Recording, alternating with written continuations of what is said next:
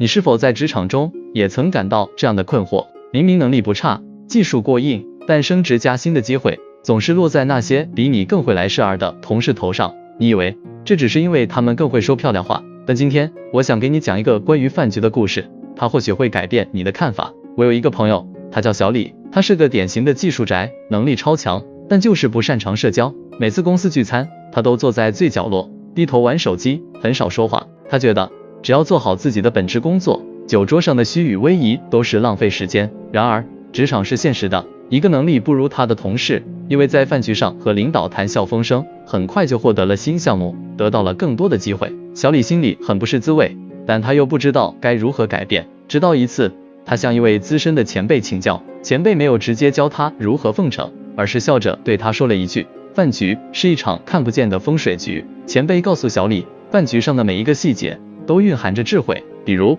座位，它不仅仅是坐的位置，更是你在这个局中的气场和定位。背靠墙壁，面向大门，是为藏风聚气，让你显得稳重。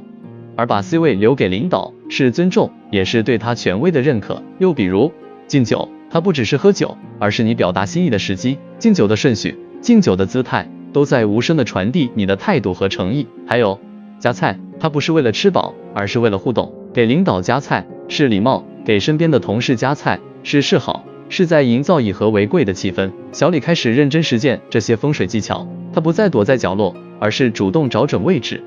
他不再低头玩手机，而是观察每个人的状态，找准时机敬酒。渐渐的，他发现自己的社交变得顺畅了，领导开始注意到他，同事也愿意和他交流，他感受到了前所未有的认可。就在小李以为自己掌握了人脉的秘密时，意外发生了。在一个重要的饭局上，因为太过在意风水技巧，他变得异常僵硬和刻板。他严格按照顺序敬酒，但言语之间却少了真诚，动作也略显生硬。最终，一个重要的合作机会，因为他过于拘泥于形式，而选择了他的竞争对手。小李沮丧地再次找到前辈，他以为是自己的技巧还不到家。前辈听完，却笑着摇了摇头：前辈，你学得很对，但你忘了最重要的，我教你的这些，并非是为了让你变得圆滑，而是让你获得自信和勇气去面对社交。真正的人脉和财脉，并非通过技巧获得，而是源于真诚的沟通和利他之心。这个故事告诉我们，饭局风水的底层逻辑其实是人际关系的艺术，它不是玄学，